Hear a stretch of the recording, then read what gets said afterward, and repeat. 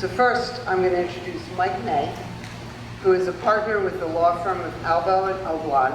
He specializes in civil litigation and criminal defense, and he also represented the Occoquan District for 9 years, where he developed a strong reputation as a proponent of sensible, smart growth land use policies and open space preservation.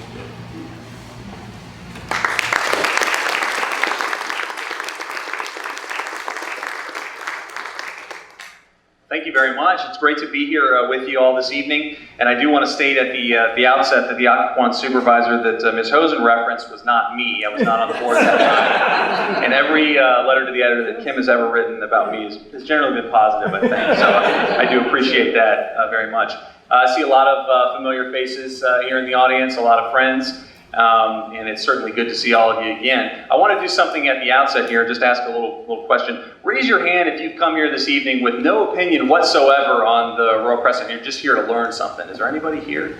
Okay, so we have a couple, and that's good. I know you're here to learn. Mr. Dawson's here to learn. You know, this is a great crowd, and this is a topic over which I think it raises a lot of passion and a lot of opinions and a lot of debate. But one of the things that I really love about the Conservation Alliance and being a part of this organization is that they put on these kinds of programs so that people can come together, people of differing opinions, and we can have a civil discussion, a civil dialogue, and even though we may not at the end of the day agree on every single point, we will have the opportunity to share our views, inform and educate one another, and that's one of the things that really makes this organization great. And frankly, it's one of the things that makes Prince William County, San Manassas Park, if you're from the two cities, great. And so I'm just proud that we're part of that, especially when you see some of the things that are going on with our national politics today. It's great to have a nice civil conversation. Can you agree with me on that? Yeah. Okay, wonderful.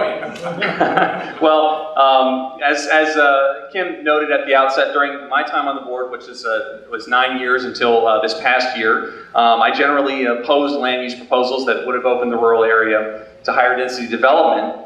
And a lot of times people would ask me, as the Occoquan District Supervisor, which is the eastern end of the county, why you, as somebody who represents one of the more rural areas, one of the development areas, why do you even care about the rural area? It's not even a part of your district. And from my perspective and what I've observed over the years, I think the things that happen in the rural area have a material impact on the Occoquan District, on the Neabsco District, the Coles District, and the Potomac District, and they're just as important to those districts as they are to the folks that are living in the rural area or closer to it. Every land use decision there is important.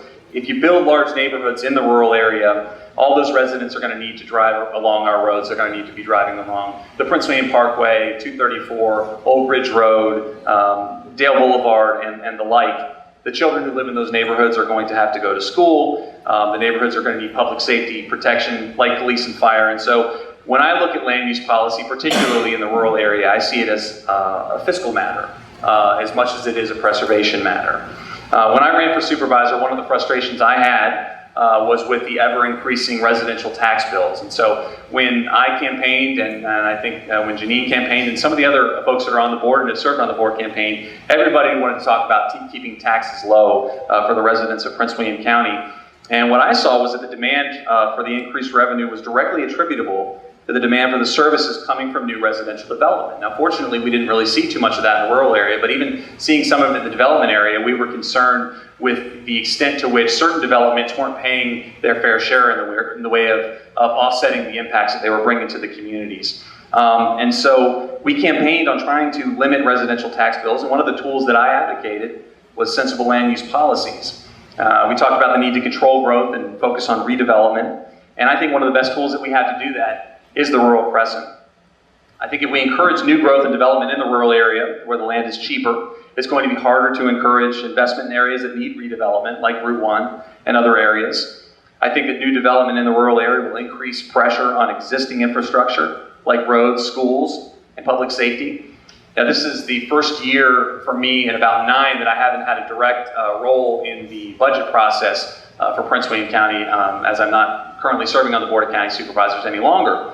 But it did, like many here in this room, take some time to observe it from afar, and it was very interesting.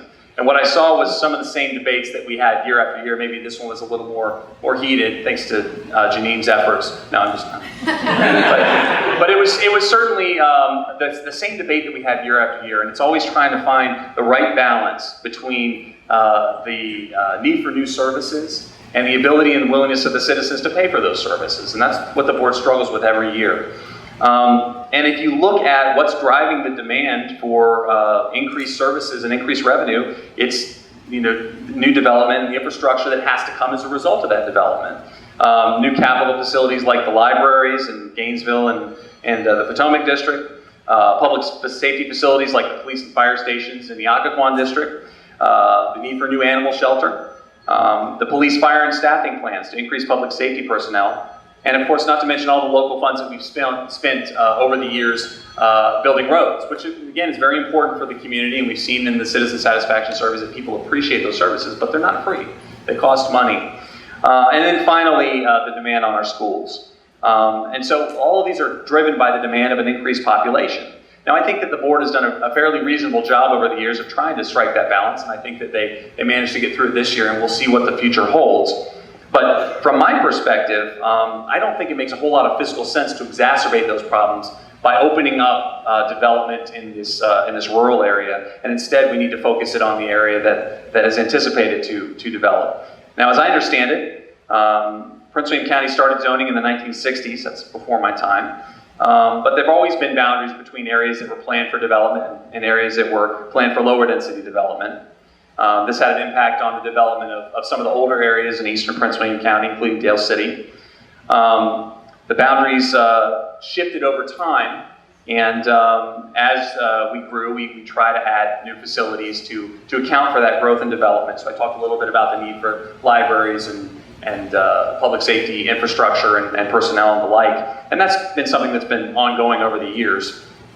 Now, as mentioned, the voters did approve the road bonds over the years because essentially VDOT was not meeting its obligation, or at least in the mind of the citizens, to get people around the community. And so the local taxpayers stepped up and built many roads and then turned them over to VDOT for longer term maintenance. Now, I was not here, and I was talking to my good friend earlier before the meeting about the 1998 Comprehensive Plan update. And as I understand it, and again, I wasn't there, but as I understand it, as I looked at the history of it, it was to establish an urban growth boundary and define the edges between the development area and the rural area. And so when I look at it, it was really more of a fiscal goal to try to manage development and the costs associated with development as opposed to a preservation goal. Now, I think preservation is very important, and certainly when I was on the board, I advocated preservation and setting aside open space for our community and for future generations. But I think as a goal, I think if you're going to measure the value of the rural area and whether or not it's been successful, I think you have to look at the fiscal impacts, and you have to look at what would happen from a fiscal perspective if, in fact, we did open up the rural area to development without making any other changes to the development patterns in the rest of the county.